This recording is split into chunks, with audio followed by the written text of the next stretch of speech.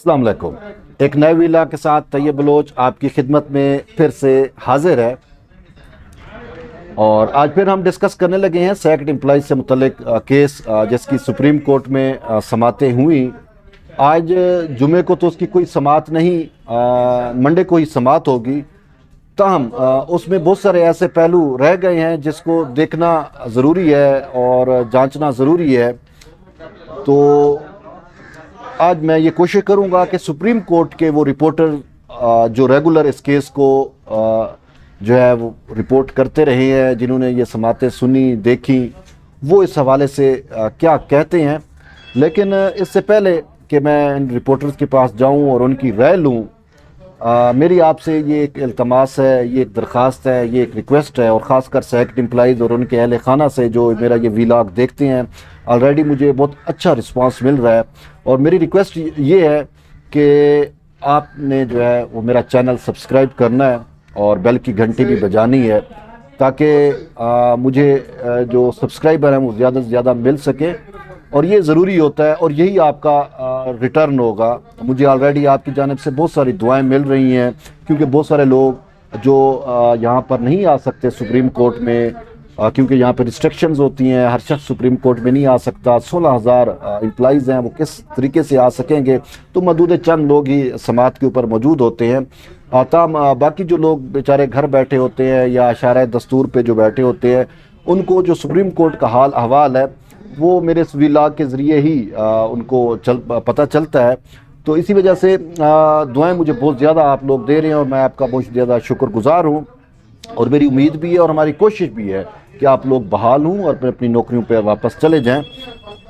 ताम जो मैं आपसे वही दरख्वास्त कर रहा था कि आपने जो रिटर्न के तौर पे मुझे देना है वो यही देना है कि आपने बेल की घंटी भी बजानी है और मुझे कामयाब करना है फिर सोशल मीडिया पे और ख़ासकर यूट्यूब के ऊपर, ताकि मेरे सब्सक्राइबर ज़्यादा हो सके और मेरा वॉच टाइम जो है वो पूरा हो सके। और अभी तक मेरा चैनल मोनेटाइज नहीं हुआ, ये उस वक्त ही मोनेटाइज हो सकता है जब आप जो है वो ज़्यादा से ज़्यादा सब्सक्राइब करेंगे और वॉच टाइम जो है वो मेरा पूरा करेंगे। तो अब हम वापस आते हैं कि सुप्रीम कोर्ट के जो रिपोर्टर्स हैं वो सैक्ड एम्प्लॉइज़ से मुतल्लिक केस को कैसे देखते हैं और उनकी राय क्या है। तो यहाँ पे कुछ रिपोर्टर बैठे हुए हैं, उनसे हम फर्दन जो है वो बात करेंगे तो और उनकी राय लेंगे कि उन्होंने आपके इस केस को कैसे देखा, वो क्या समझ रहे हैं कि आया सुप्रीम कोर्ट कौन से ऑप्शन इस्तेमाल करेगी और क्या आप बहाल हो जाएंगे या वो क्या समझ रहे हैं, उन्होंने कोर्ट में जो है वो किस तरीके से मामलात को देखा। तो हम इस हवाले से मालूम करते हैं। अभी जो है वो मेरे साथ जो है वो मौजूद है अपना अमजद नज़ीर भट्टी साहब। ये हमारी प्रेस एसोसिएशन के जो है वो सदर भी हैं, तो ये इस केस को काफ़ी करीब से मॉनिटर भी करते रहे हैं। तो हम इनसे जो है वो पूछते हैं कि इन्होंने क्या देखा और ये क्या समझते हैं कि सैक्ड एम्प्लॉइज़ का केस जो है इनमें इनको रिलीफ जो है वो क्या मुमकिन रिलीफ जो है वो मिल सकता है। जी भट्टी साहब, पहले तो वेलकम आपको मेरे इस यूट्यूब चैनल पे। तो आप अपनी राय दें कि आपने ये मुसलसल समातें जो हैं इसको इनको सुना और बड़ा करीब से मॉनिटर कर रहे हैं और इस केस को बड़े गौर से आप देख रहे हैं और इवन कि जब 2010 का एक्ट जब आ रहा था फ्री शाह वाले दौर में भी, उस वक्त भी आप जर्नलिज्म में थे और आपके सामने है। तो आप क्या समझते हैं कि इनका क्या होगा? देखें बलोच साहब, इसमें अगर हम इसकी वेरी फर्स्ट डे इसको हेयरिंग पे लें जब रिव्यू पिटिशन फाइल हुई और उसी बेंच ने जो सुना था उसमें जस्टिस उमर बंदयाल थे, जस्टिस मशीर आलम, क्योंकि उनकी रिटायरमेंट हो गई थी, उस वक्त भी हमें कुछ जो बेंच के जो सरबराह थे हेड कर रहे थे जस्टिस उमर बंदयाल, तो उनके कुछ रिमार्क्स, उनकी बॉडी लैंग्वेज से हमें ये महसूस हुआ कि वो कुछ वो इन जो इस रिव्यू पिटिशन में कुछ वो जो है वो इस हवाले से कुछ बेनिफिट्स या जो भी है कुछ वो एक नर्म रवैया रखते हैं। लेकिन क्योंकि अक्सर आपने भी देखा होगा कि जब भी रिव्यू पिटिशन फाइल होती है तो उसमें तो वो बड़ा एक जारहाना सा अंदाज़ होता है उसी बेंच का, क्योंकि अपने फ़ैसले को वो दोबारा उसे सेटिसाइड करना बड़ा मामला होता है और उसमें उनकी यही कोशिश होती है क्योंकि नए अगर लीगल पॉइंट उसमें शामिल किए जाएँ तो फिर कुछ चीज़ मुमकिन हो सकती है। और 99% रिव्यू पिटिशन्स जो हैं वो जो है वो डिसमिस ही होती हैं। हमने देखा उसमें, और उसमें लेकिन उस वक्त हमने देखा कि उस बेंच में जो बाकी जो जजेस थे, दोनों जजेस थे, बिलखसूस जस्टिस काजी अमीन, उनका जो था एक बड़ा उनका स्टैंड था, और उन्होंने ये तो वाज़ेह तौर पर अपनी इब्तदाई हेयरिंग में, जो वेरी फर्स्ट डे जो पहली हेयरिंग थी, उसमें उन्होंने कहा था कि ये 16,000 एम्प्लॉइज़ तो हैं, इनका मामला है, लेकिन हमने तो 22 करोड़ आवाम को भी देखना है सारा। खैर उस वक्त तो हमें ये महसूस हो रहा था कि कुछ मामलात जो है मुश्किल इन्हें रिलीफ मिल सके, 16,000 जो सैकड़ मुलाजमीन है। लेकिन जिस वक्त एक लार्जर बेंच बना दिया गया, तो फिर आप तलोर के जो शिकार वाला मामला भी आपके सामने ही है, वो वाला भी सारा मामला आपके सामने है कि कैसे वो एक बेंच रिव्यू में बेंच चेंज किया। तो उस वक्त भी मेरा पर्सनली ये एक उस पर मेरा ये एक ख्याल गया कि अब शायद इन्हें जो है वो इस मामले में कुछ इन्हें कोई जो है वो बेनिफिट दिया जा सके किसी न किसी सूरत में। उसके बाद ये बेंच बना, एक हेयरिंग हुई, सारे मामलात हैं।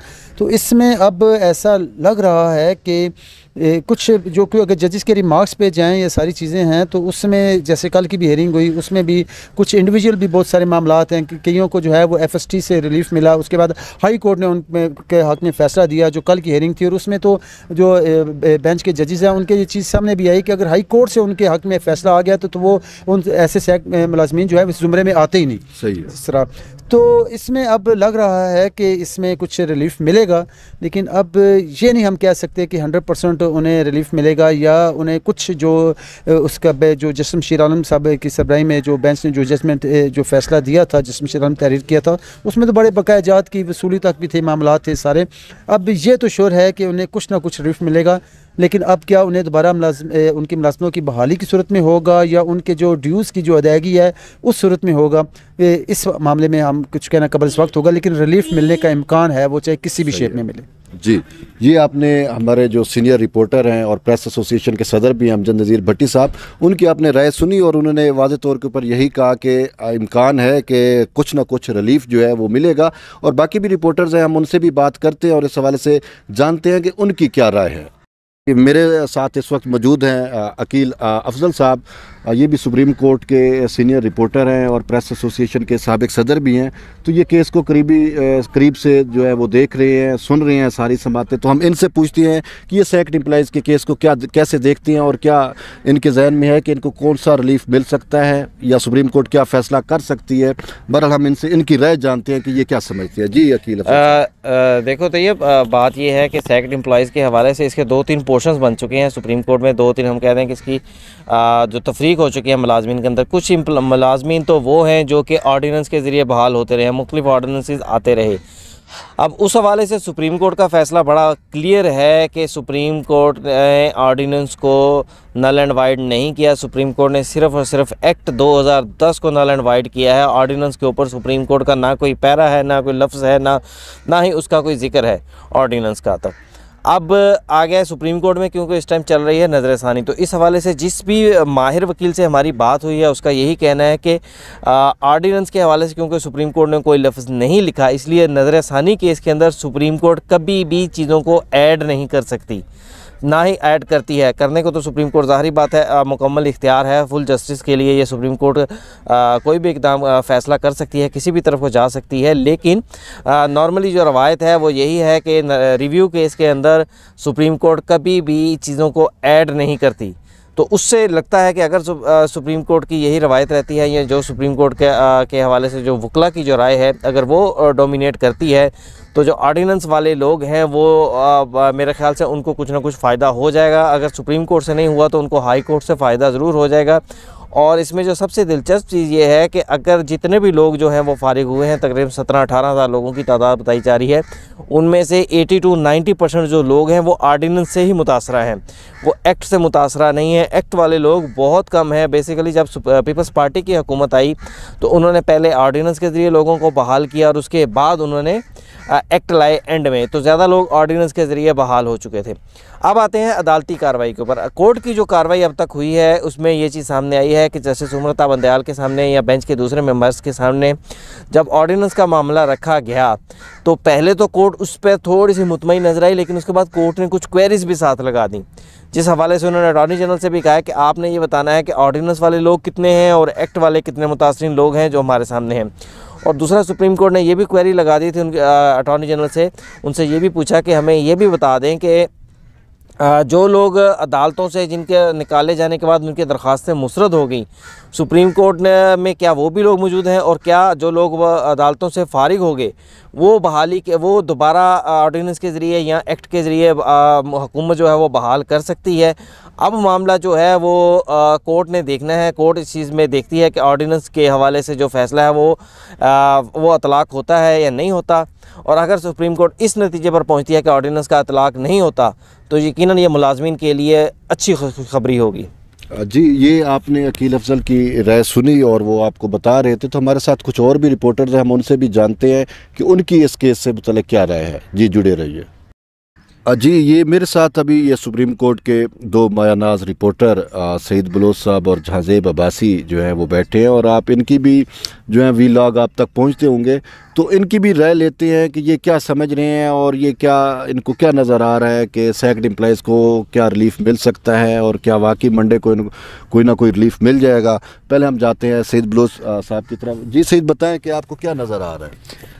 जी तैयब, जैसा कि आप जानते हैं तकरीबन 2 माह होने को हैं। 17 अगस्त को केस का फ़ैसला आया। उसके बाद अब वफाकी हुकूमत की जानिब से नज़रसानी दरख्वास्त दायर की गई। तकरीबन 1 महीने का वक्त था और उसके बाद भी अब तकरीबन 2 से 3 माह गुज़र चुके हैं। तकरीबन 8 से 10 केस की समातें हो चुकी हैं।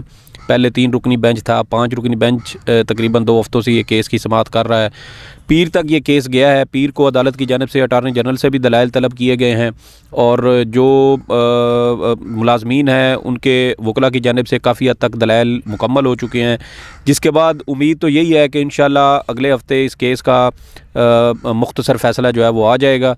और इम्कानात इसी बात के हैं कि इंशाल्लाह जो बरतरफ मुलाजमीन हैं जिन्होंने अपनी सारी ज़िंदगी जो रियासत है उसके जो इदारे हैं उनकी खिदमत करते हुए गुजारी है, तो इंशाअल्लाह उनको इंसाफ मिलेगा, वो अपनी नौकरियों पर बहाल होंगे। हमने यहाँ पार्लियामेंट हाउस के सामने सुप्रीम कोर्ट में बहुत सारे ऐसे लोगों के साथ बात की है, बहुत सारे लोगों के साथ मिले हैं। आप भी जानते हैं कि बुज़ुर्ग ख़वातीन पार्लियामेंट के सामने मौजूद होती हैं, हर समात पर आती हैं। ऐसे ख़वातीन का अदालत कचहरी का चक्कर लगाना हमारी पाकिस्तानी रिवायात में भी आपको पता है कि इसको बड़ा मायूब समझा जाता है कि औरत कोर्ट कचहरी या थाने के चक्कर लगाए। तो ये एक बड़े दुख की बात है कि हमारी जो माएँ हैं, जो बहनें हैं, वो इंसाफ के लिए अदालतों के धक्के खा रही हैं। अदालत को ख़ुद भी ये चीज़ देखनी चाहिए और बरतरफ मुलाजमीन का जो केस है उसको जल्द से जल्द उसकी समाअत मुकम्मल करके उनको इंसाफ देना चाहिए।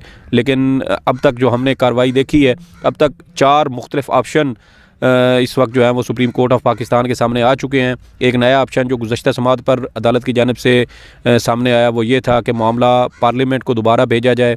जो 2010 का जो एक्ट है उसमें जो कानूनी सुकम मौजूद हैं उन तमाम नकाइस को, उन खामियों को, उन सुकम जो है उनको दूर करते हुए एक नया एक्ट जो है वो पार्लियामेंट के ज़रिए पास किया जाए और उसके ज़रिए तमाम बरतरफ मुलाजमीन दोबारा बहाल किए जाए। इससे कबल आपको याद होगा 2019 में आर्मी चीफ़ एक्सटेंशन केस में भी हम ऐसा एक मामला देख चुके हैं, जब सुप्रीम कोर्ट ऑफ पाकिस्तान ने मामला पार्लियामेंट को भेजा था और कि चीफ़ ऑफ आर्मी स्टाफ हैं उनकी तौसीक़ के मामले को पार्लियामेंट देखे। तो उसी से मिलता जुलता जो है वो एक और मिसाल हमें नज़र आ रही है कि अगर ये मामला पार्लियामेंट को भेजा जाता है तो इंशाअल्लाह मुलाजमीन के बहाली के इम्कानात बहुत ज़्यादा रोशन हो जाएंगे। जी, ये आपने सईद बलोच की राय सुनी और उन्होंने कुछ चीज़ें आपको बताई भी सी और ये भी बताया कि किस तरीके से सुप्रीम कोर्ट ने एक ऑप्शन दिया कि पार्लियामेंट को वापस मामला भेज के और पार्लियामेंट को कहे कि जो एक्ट के अंदर सुकून है वो दूर करके एक नया एक्ट जो है वो लाया जाए ताकि ये मुलाजमीन अपनी अपनी नौकरियों पे जो है वो चले जाएं या बहाल हो जाएं। तो अब दूसरे मेरे साथ एक है रिपोर्टर जहांजेब अब्बासी साहब, ये भी सुप्रीम कोर्ट के सीनियर रिपोर्टर हैं और ये भी इस हवाले से सैक्ड एम्प्लॉइज से मुतल्लिक़ केस से जुड़े हुए हैं, तो इनकी भी राय जानते हैं। जी जहांजेब, आप क्या समझते हैं? तो ये असल केस सुप्रीम कोर्ट में ये नहीं है कि क्या नया ऑर्डिनेंस लाया जा सकता है या नहीं, या नया एक्ट ऑफ पार्लियामेंट आ सकता है या नहीं। असल केस ये है कि जो 17 अगस्त को जो फ़ैसला दिया गया, क्या वो फ़ैसला कानून के नज़र में दुरुस्त था या नहीं, और उस मामले के ऊपर अब रिव्यू फ़ाइल है। तो माजी में भी हमने देखा कि जुडिशरी ने कई दफ़ा नज़रिया ज़रूरत को ज़िंदा किया और ऐसे फ़ैसले किए जिसमें कानून की कोई गुंजाइश ही नहीं थी। इस वक्त भी अगर हम देखें तो ऐसे लग रहा है कि जैसे इस केस की री हेयरिंग हो रही है हालांकि हम जानते हैं कि जो रिव्यू केस होता है उसका स्कोप बड़ा लिमिटेड होता है। सुप्रीम कोर्ट रिव्यू में जो, अब सबसे पहले ना अब रिव्यू देखते हैं, रिव्यू क्या होता है। रिव्यू को हम उर्दू में कहते हैं नज़रसानी, यानी एक फ़ैसला जो सुप्रीम कोर्ट ने दिया है उस पर दूसरी नज़र डाली जाती है, और दूसरी नज़र इस तरह से डाली जाती है कि देखा जाता है कि जो रिकॉर्ड पर, जो जजमेंट में जो डॉक्यूमेंट से जो चीज़ें रिकॉर्ड पर आई हैं उसको लिखते हुए कहीं कोई गलती तो नहीं रह गई, कोई फैक्चुअल मिस्टेक तो नहीं हुई। और इस हद तक अगर ये बात तस्लीम कर ली जाए कि इस फ़ैसले में ये चीज़ें सरफ़ नज़र हुई हैं, ये खिलाफ वर्जियाँ हुई हैं, तो उसको रिव्यू कर दिया जाता है। अब इस केस में बहुत से ऐसी गलतियाँ मौजूद हैं रिकॉर्ड के ऊपर, जिसकी बुनियाद पर ये केस पहली या दूसरी समात पे ही इसको रिव्यू हो जाना चाहिए था। मिसाल के तौर पे जब भी कोई किसी कानून साजी को सुप्रीम कोर्ट ने कलअदम करार देना होता है या उसकी कानून की शिकों का जायज़ा लेना होता है, तो ये असूल है, सुप्रीम कोर्ट के कई फ़ैसले मौजूद हैं कि सबसे पहले अटॉर्नी जनरल फॉर पाकिस्तान को सुनना जाना चाहिए। इस केस में एक दफ़ा एडिशनल या deputy attorney general Sajid Ilyas Bhatti पेश हुए, उन्होंने एक आर्गूमेंट दिया। वो भी डिप्टी अटॉर्नी जनरल या एडिशनल अटॉर्नी जनरल का जब केस की वायरीज चैलेंज हों तो उसमें उसका पेश होना कानूनी तकाज़ों को पूरा नहीं करता। अटॉर्नी जनरल को नोटिस जारी किया जाना चाहिए था, जो कि नहीं किया गया। ये एक रिकॉर्ड पे बहुत बड़ी गलती है, ये फैक्चुअल मिस्टेक है, इस बुनियाद के ऊपर रिव्यू हो सकता है, नंबर 1। नंबर 2, ये केस सुप्रीम कोर्ट में जो था इसमें कुछ मुलाजमीन ऐसे भी थे जो ये कह रहे थे कि हमारी प्रमोशन मुतासिर हो रही है। केस प्रमोशन का था और जो जजमेंट दिया गया उसमें 16-17 हज़ार मुलाजमीन या ख़ानदान मुतासिर हो गए और उनको बग़ैर सुने एक फ़ैसला दे दिया गया और 70-72 इदारों के हज़ारों मुलाजमीन को एक ही फ़ैसले से जो है वो घर भेज दिया गया। अब क्या महज यही ग्राउंड रिव्यू के लिए काफ़ी नहीं है कि चंद लोगों को सुनकर एक ऐसा फ़ैसला दिया गया जिससे हज़ारों लोग या ख़ानदान मुतासिर हो गए? और फेयर ट्रायल जो आर्टिकल 10A है वो ये कहता है कि हर शख्स का ये बुनियादी हक़ है कि उसके ख़िलाफ़ फ़ैसला करने के लिए या उसके हक़ में फ़ैसला करने के लिए उसको प्रॉपर मौक़े मिलने चाहिए, बाकायदा उसको सुनवाई का हक़ मिलना चाहिए, उसको मुकम्मल दिफा का मौका मिलना चाहिए। चंद मुलाजमीन को सुना गया और हज़ारों मुलाजमीन को बेरोज़गार कर दिया गया। ये भी बहुत बड़ा ग्राउंड है रिव्यू करने का। तीसरी बात, तकरीबन 20 महीने तक फ़ैसला महफूज रखा गया और ये फ़ैसला इतना महफूज हुआ कि फिर महफूज ही हो गया। तो इस तरह से नहीं होना चाहिए। अब इस फ़ैसला इतने अरसे तक महफूज क्यों रखा गया? बदकिस्मती से इस आर्गूमेंट को काउंटर कैसे किया जा रहा है कि वो जी परवेज़ मुशर्रफ का दौर था और उस दौर में इफ्तिखार चौधरी का जो केस था उस केस का फ़ैसला भी 2 साल तक महफूज रखा गया। वो फिर बाद में पता चला कि वो इसलिए महफूज रखा गया था 2 साल तक कि जिस जज ने फ़ैसला देना था फौजी अमर ने उसको ही नौकरी से ही निकाल दिया था, बरतरफ कर दिया था। तो ये सूरत हाल है इस वक्त। ये फ़िट केस है रिव्यू का। ना ही इस मामले को पार्लियामेंट में जाना चाहिए, ना ही ये तय होना चाहिए जी कि किसको क्या मराहत मिल सकती हैं। अगर सुप्रीम कोर्ट ने कानून के मुताबिक फ़ैसला किया है तो उसको उसके ऊपर स्टैंड लेना चाहिए। जुडिशरी जो है वो अपने अदालती फ़ैसलों के ऊपर खड़ा होना चाहिए उसको कि हाँ जी हमने ये कानून के मुताबिक फ़ैसला किया है और ये हमारा कानून कहता है। और अगर सुप्रीम कोर्ट ये समझती है कि हमने पहले फ़ैसले में गलती की है तो उस गलती को तस्लीम करना चाहिए और इससे जुडिशरी का एहतराम और उसकी तकरीम में इजाफ़ा होगा, कमी नहीं होगी। जी, ये आपने बात सुनी जहाँ ज़ेब अब्बासी की और उन्होंने बड़ी प्यारी बात की और उन्होंने ये कहा कि सुप्रीम कोर्ट को जो है वो बड़े दिल का मुज़ाहरा करना चाहिए। अगर सुप्रीम कोर्ट ये समझती है कि 17 अगस्त जो जस्टिस मुशीर आलम का जो फ़ैसला था उसमें कमी कोताही खामियां रह गई थी तो उसको रिव्यू में जो है उसको करेक्ट करे और अपनी गलती का इजाला करे और इससे आवाम के अंदर जो है वो सुप्रीम कोर्ट की तकरीम में मज़ीद इजाफ़ा होगा। ये नहीं कि आप जो है मामला वापस पार्लियामेंट को भेजें या किसी और फोरम पे भेजें या आर्डिनेंस वालों को आप हाई कोर्ट में भेज दें। तुमने कहा ये ऐसा नहीं है। सुप्रीम कोर्ट के पास सिर्फ लिमिटेड स्कोप ही है रिव्यू में और उसमें या अगर सुप्रीम कोर्ट अगर समझती है कि वो जजमेंट मुशीर आलम वाला जजमेंट गलत है, उसमें कानूनी तकाज़े पूरे नहीं किए गए, शफाफ जो इंसाफ है उसका मौका नहीं दिया गया, शफाफ ट्रायल का मौका नहीं मिला सैक्ड एम्प्लॉइज़ को और उनको सुने बगैर जो है फ़ैसला दिया गया, तो फिर सुप्रीम कोर्ट जो है उस फैसले को गैर मौसर करे, कलअदम करे और ताकि इंसाफ जो है वो इन मुलाजमीन के साथ हो सके। तो और भी कुछ दोस्त हैं हमारे सुप्रीम कोर्ट के रिपोर्टर्स, हम उनसे भी जानने की कोशिश करते हैं कि वो इस हवाले से क्या समझते हैं। मेरी ये कोशिश है कि आप तक जो है वो इस तमाम पहलू जो हैं वो इस केस के पहुंच सकें, ताकि आप घर बैठे आप जो है एनालाइज कर सकें कि सुप्रीम कोर्ट में क्या होता रहा, और फिर जो सुप्रीम कोर्ट कवर करने वाले रिपोर्टर्स हैं जो रेगुलर सुप्रीम कोर्ट की हर समाअत पे कोर्ट रूम के अंदर मौजूद होते हैं, उनकी क्या राय है। ये वजह भी यही है ताकि आप तक जो है वो सही सूरत हाल पहुँच सके।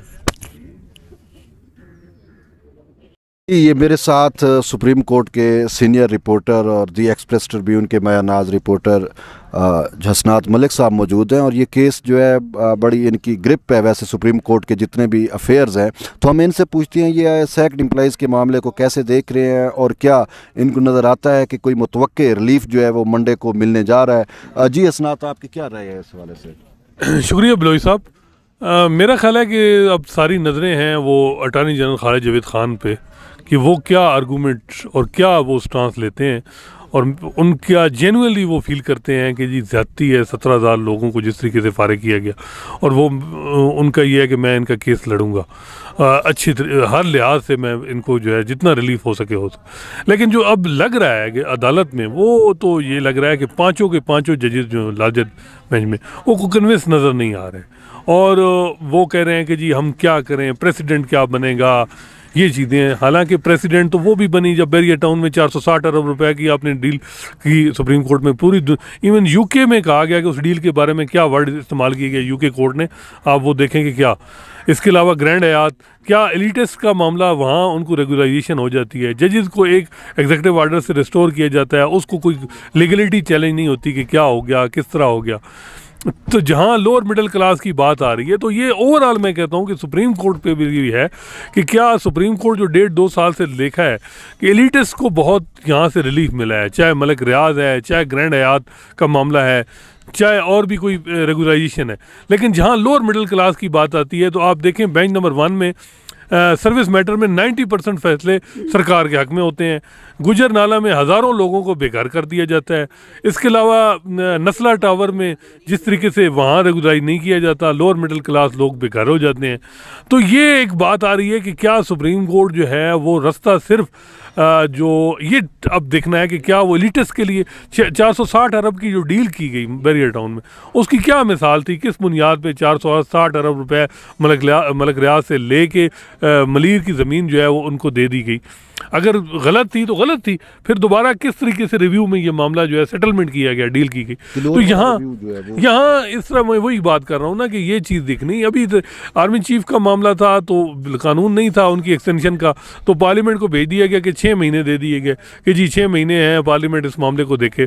तो यहाँ देखें, अदालतों का काम है लोगों को, जो सीधी बात है, इंसाफ ऐसा करे कि लोगों के साथ रिलीफ। अदालतें लोगों से हैं, अगर लोग खुदकुशियाँ कर रहे हैं, 16,000 में से बताया जा रहा है 7-8 लोग जो हैं वो हार्ट अटैक हो चुका है, लोगों के घर जो है वो जो हालात बन गए हैं, जो सूरत हाल है। सरकार भी चाहती है हमें कोई मसला नहीं है, हम जो है वो उनको बहाल करना चाह रहे हैं। फिर सरकार कहती है जेन्युइन इशू है, 10 साल में जिन लोगों ने काम किया है अब उनकी जो है वो उन फील्ड में एक्सपर्टी भी होगी। 17 ग्रेड से नीचे जो लोग हैं, मेरा ख्याल है कि कम अज़ कम ये तो ऑप्शन देना चाहिए कि हुकूमत उनको दोबारा कंसिडर करे। अगर वो लोग इस मामले अपने फील्ड में ठीक हैं तो उनको रिस्टोर कर दे, बजाय इसके कि नए लोगों को लाया जाए जो, और 17 ग्रेड से ऊपर जो लोग हैं उनको और तरीके से किया जाए। तो ये जो चीज़ है कि जी कानून अब बिल्कुल हम कर कुछ नहीं सकते, मेरा ख्याल है यहाँ रास्ते निकाले जाते हैं। अब अगर यहाँ रास्ता ना निकला तो बहुत, मेरा ख्याल है हम सारे जो हैं, कोई नहीं चाहता कि सुप्रीम कोर्ट जो है वो इस तरीके से वो उसको जो है बुरा भला कहा जाए, या सुप्रीम कोर्ट, हर कोई चाह रहा है कि हमारा मुल्क का जो सुप्रीम कोर्ट है उस पर प्राइड हो। जिस तरह मिनॉरिटीज़ के मामलात में जस्टिस चीफ जस्टिस गुलजार साहब ने बड़े सख्त फैसले किए कि जी जिन लोगों ने जो है इबादत गाहों पे मिनॉरिटीज़ की, हिंदू की जो वो करक पे जो टेम्पल था वो जिस पे जो बेरुमती की गई, तो वो जो कहा गया कि जी वो उन पैसे उनसे लिए जाएँ, ऐसे फैसले, बोल्ड फैसले, उसको अप्रिशिएट किया गया। लेकिन अब यहाँ भी बात है कि जी जो ऐसा फैसला कि जिसमें लोगों को रिलीफ मिले, ये देखना है। और जो बेंच की कंपोजिशन है इसमें भी देखें, अगर मेरे जो जस्टिस मकबूल बाकर साहब थे वो होते, इसके अलावा और भी जजेस, तो कोई ज़्यादा चांस, अब जिस तरह से जस्टिस सिजाद अली शाह को बेंच में लिया गया, जस्टिस सिजाद अली शाह का बड़ा जस्टिस मुशीर आलम के साथ बड़ा अच्छा तल्लक रहा है, तो जजमेंट बड़ा मुश्किल है कि वहाँ से रिवर्स हो। लेकिन उम्मीदें थी जस्टिस मंसूर अली शाह साहब से, वो भी अभी तक कोई जो उनकी रिमार्क्स आ रही हैं तो वो कोई ऐसा लग नहीं रहा है कि एम्प्लॉइज़ को कोई रिलीफ का। लेकिन अटॉर्नी जनरल पे बड़ा कॉन्फिडेंस है, वो उनका है कि जी मैं कन्विंस कर लूँगा, कोई ना कोई हल निकाल लूँगा, कुछ ना कुछ रिलीफ लोगों को मिल जाएगा। एक कम अज़ कम ये तो है कि जी 10 साल की इनको पेंशन दे के इनको घर भेज, इस तक तो मेरा ख्याल है कि अदालत ने भी हिंट दी है। लेकिन देखें, लोगों के जो हालात हैं इसमें जो लोग 16 ग्रेड से नीचे हैं उनको अगर दोबारा वही महकमे देख के उनको कि जी वो एलिजिबल हैं और अपनी फील्ड में ठीक हैं, तो उनको अगर वो दोबारा बहाल कर देते हैं और उसी तरह उनकी उसी तनख्वाह में, उसी मामलात में कमेटी एक बन जाए तो कोई हर्ज नहीं है। फैसला भी उनका महफूज रह जाए और जो है हुकूमत भी अपना काम कर सकती है। तो ये अब देखें क्या होता है। बाकी जो इस वक्त ये टेस्ट केस है, यही मैं कह रहा हूँ कि एलिटिस्ट को रिलीफ और लोअर मिडिल क्लास को ना मिलना, ये सवाल जो है ये हिस्ट्री में ये फिर लिखा जाएगा। जी, ये आपने जो है वो सीनियर सुप्रीम कोर्ट के जो रिपोर्टर हैं असनाद मलिक साहब, उनकी आपने ये राय सुनी और उन्होंने आपको बतलाया कि किस तरीके से सुप्रीम कोर्ट के बारे में ये तसव्वुर आ रहा है कि ये मिडिल क्लास को जो है वो रिलीफ नहीं दे रही और एलिट से मुतल्लिक उन्होंने कुछ फैसलों की भी निशानदेही की। बहरहाल ये उनकी राय थी और अब देखना ये है कि मंडे को सुप्रीम कोर्ट क्या फ़ैसला करती है। जैसे कि असनाद साहब ने बताया भी सही कि अटार्नी जनरल से जब हमारे इस सवाल से बात होती है तो अटार्नी जनरल जो है वो हमें बहुत ज़्यादा यकीन दहानी कराते हैं और उनका यही कहना है कि मैं इंशाल्लाह इस बेंच को जो है वो कायल कर लूँगा। और अटार्नी जनरल यही चाहते हैं, क्योंकि अटार्नी जनरल से एक दफ़ा हमारी भी बात हुई तो वो ये कह रहे थे कि यार जब मैं रोज़ाना सुबह से यहाँ गुजरता हूँ और ये शाराए दस्तूर के ऊपर बैठे हुए इन मुलाजमीन को देखता हूँ तो मेरा दिल खोलता है और मेरे बस में नहीं है। मैं तो यही चाहता हूँ कि इनको जैसे एक ही कलम से इनको या एक फ़ैसले से इनको बरतरफ किया गया, तो मैं यही चाहता हूँ कि किसी तरीके से अल्लाह मुझे भी ऐसा इख्तियार दे और मैं इनको एकदम जो है सबको अपनी अपनी नौकरियों पर भिजवा सकूँ। तो ये अटार्नी जनरल की ज़ाती राय है और इसी वजह से उनका ये भी कहना था कि जब अदालत मुझे मौका देगी मैं हर मुमकिन कोशिश करूँगा कि मैं इनको बहाल करा सकूँ। यानी कि जो अटार्नी जनरल है उनकी तो ये राय है। अब मंडे को इस केस का हतमी फ़ैसला होगा, क्योंकि मंडे को अटार्नी जनरल ने अपना मौक़िफ़ पेश करना है और उसके बाद ही देखेंगे कि क्या आया वाकई अटार्नी जनरल इस 5 रुकनी लार्जर बेंच को जो है वो कायल कर सके हैं या क्या है, वो अदालत ही बताएगी, वो वक्त बताएगा। वो सुप्रीम कोर्ट का जो मुतवक्के फ़ैसला आना है मंडे को वो उससे ही पता चल सकेगा।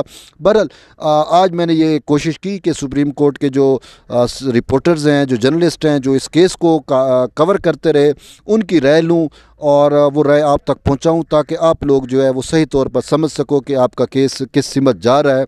तो इसी वजह से मैंने सुप्रीम कोर्ट के तमाम जर्नलिस्टों से जो मुख्तलिफ मीडिया ऑर्गेनाइजेशन में काम कर रहे हैं उनकी राय जो है वो आप तक पहुंचाई है। बहरहाल कल एक नए वीला के साथ दोबारा आपकी खिदमत में हाजिर होंगे। तब तक के लिए तैयब बलोच को इजाज़त दें। इंशाअल्लाह फिर मुलाकात होती है। अल्लाह हाफ़िज़।